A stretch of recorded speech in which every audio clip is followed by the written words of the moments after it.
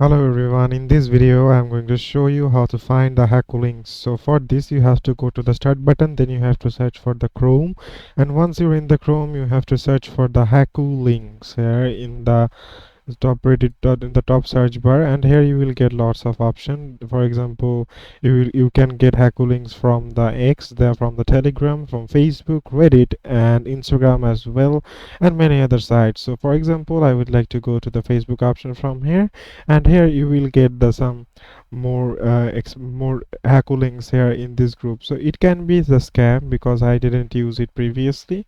So here you can see that there are people discussing about so many products. So be careful about the scam. When you are clicking on the link, it will simply take you to the Hacoo app, and after it take you to the Hacoo app, that means that the link is perfect and you can easily buy your product from here.